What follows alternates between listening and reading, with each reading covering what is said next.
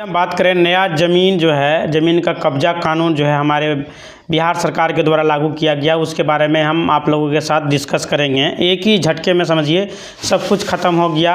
ज़मीन कब्जा कानून बात करें तो जो है एक कमेंट मेरे पास आया था जिस बोला गया कि मेरा नाम जो है शिवेश कुमार है, ये जो है मेरे दादा का ज़मीन है जिस पर किसी ने जबरन अवैध कब्जा जो है करके 100 साल से रखा है और जो है खेती कर रहा है, बहुत पहले से है। लेकिन मेरे पास मेरे पूर्वजों का कागजात है, पूर्वज का खतियान है, ज़मीन के वाला है, सब जो है दस्तावेज है। इसके पास जो है विकल्प है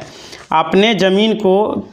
जो है इसके लिए ये 100 साल से किसी दूसरे ने कब्जा करके रखा हुआ है। अगर आप जबरन जाके खाली करवाएंगे तो मारपीट की संभावना है, लड़ाई करने की संभावना है। अगर आप बलपूर्वक करना चाहते हैं तो आप नहीं कर पाएंगे। अगर कुछ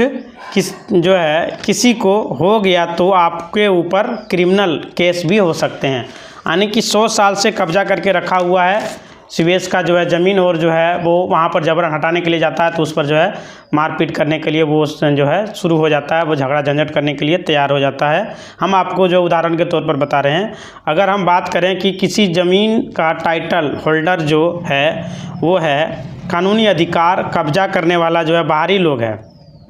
सबसे पहले आप उसके ऊपर जो है आपको एक एफआईआर दर्ज करवानी होगी। आपके पास ज़मीन का कागजात है तो आप जो है उस कागजात के साथ एफआईआर जो है तैयार करेंगे और एफआईआर दर्ज कराएंगे कि आईपीसी की धारा 441 पहले की धारा है, अब वर्तमान में धारा जो है बीएनएस 329 के तहत जो है दर्ज करा सकते हैं। जैसे कि आपके पास ज़मीन का पूरा कागजात है, आप जो है एफआईआर करा सकते हैं क्योंकि आपके पास अधिकार है, वो आपका ज़मीन है। भले वो 100 साल से कब्जा करके रखा हुआ है, लेकिन आप जो है थाने में जाकर एफआईआर दर्ज करवा सकते हैं। आपके पास आधार है, आपके पास ज़मीन का कागजात है, इस आधार पर जो है अभी पहले कानून क्या था कि आईपीसी की धारा 441 था, अभी जो है उसे बदल कर बीएनएस की धारा 329 कर दिया गया है, यानी कि 329 के तर्ज जो है दर्ज कर लिया जाएगा। बीएनएस जो है 329 की धारा क्या है तो समझिए, इसे किसी दूसरे की संपत्ति में जो है प्रवेश करेगा बिना अनुमति का तो ये जो है अपराध माना जाएगा। तो आपको इसके ऊपर जो है आरोप लगाना है कि जो है आपके ज़मीन पर वो लोग आपके बिना अनुमति के जो है कब्जा किए हुए हैं, आप उसको जो है रहने का परमिशन नहीं दिए और वो वहाँ लोग रह रहे हैं। इस आधार पर जो है आपका एफआईआर दर्ज कर लिया जाएगा। अब जैसे ही मामला दर्ज हुआ, पुलिस द्वारा जाँच हुई तो पता चला कि ये मामला आज से नहीं 100 साल पुराना है। अब यह कदम जो है कब्जा खाली नहीं हुआ तो आगे क्या करना है, मतलब आप वो कब्जा नहीं हटा तो आपको क्या करना पड़ेगा। आगे जो है स्टेज होता है ना, इसे रुकवा सकते हैं। जो पहले आप मजिस्ट्रेट के पास में जो धारा लगाते थे वह जो है धारा 144, लेकिन अब वर्तमान में यह धारा जो है 163 के तहत लगा सकते हैं उस ज़मीन पर। मतलब पहले आप लोग सुनते होंगे कि जो है 44 धारा लगा दिया गया है, यानी 144। अब क्या किया कि धारा 163 कर दिया गया है। अब जो है अब उसके पास कोई ठोस दलील नहीं है, उसके पास किसी प्रकार का कागजात नहीं है, तो वह किस आधार पर आप जो है दावा कर दिए कि ये ज़मीन मेरा है, आप कागजात भी दिखा रहे हैं, तो आप वो जो है क्या कह के आपके ऊपर जो है दावा करेगा कि यह ज़मीन मेरा है, उसको जो है छोड़ना पड़ेगा उस आधार पर। अब आगे क्या करना है, आपको जो है कोर्ट में अपने दस्तावेज को लेकर केवाला खतियान रजिस्ट्री जो है जो कुछ भी है उसके आधार पर जो है आप टाइटल का दावा कर सकते हैं। अब जो है सिविल कोर्ट से उस व्यक्ति को जो है नोटिस जाएगा तो वह व्यक्ति नोटिस एक्सेप्ट करेगा और उसके पास कोई ऐसा दलील नहीं है और आपको जो है भी जो है नोटिस भेजा जाएगा। अब प्रक्रिया दोनों पक्षों का शुरू हुआ है, नोटिस आ चुका है, आप दोनों को जो है कोर्ट में जाना है और वहाँ पर जो अपना अपना दलील को पेश करना है, अपना अपना मंतव्य को देना है। आपके पास तो पूरा कागजात है, आप पूरा कागजात भी दिखा सकते हैं। आखिर वो क्या दिखाएंगे, आखिर उसको जो है जवाब देना होगा कि जो है इस ज़मीन पर किस आधार पर कब्जा है, क्यों कब्जा है, इनके वकील के माध्यम से जो है जवाब दिया जाएगा। चाहे वह जवाब झूठा हो या फर्जी हो, जैसे भी हो, आधार नंबर यानी कि कोई भी आधार बनाकर जवाब जैसा भी सबमिट होगा, आपको पहले से व्यक्ति जो है लिखित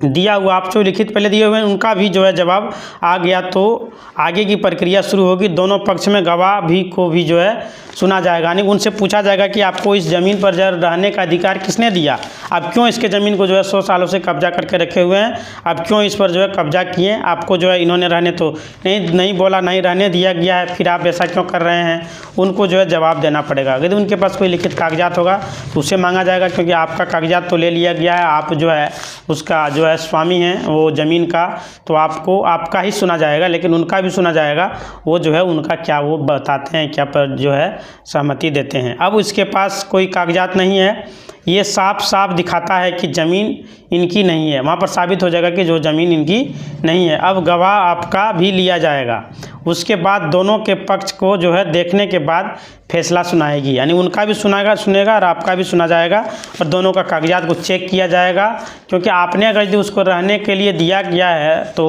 क्या कह के दिया गया है, क्यों दिया गया है, और उसका पूरा चीज़ का जांच किया जाएगा। अगर कोई गवाह उनके खिलाफ में बोल देता है उनके दादा जो है ने ज़मीन बेची थी, तो सिर्फ यह कह देने से नहीं होगा कि उनका कागजात दिखाना होगा, यानी कि यदि कोई आके कह दिया कि उनके दादा ने ज़मीन को बेचा था तब जाके जो है ये लोग यहाँ पर रह रहे हैं, तो अगर यदि ऐसा कोई बात होगा तो उनसे जो है उनका कागजात मांगा जाएगा कि जो बेचा था तो आपने जो ख़रीदा था तो वो कागजात आप यहाँ पर दिखाएँ, तभी जाके मान्य होगा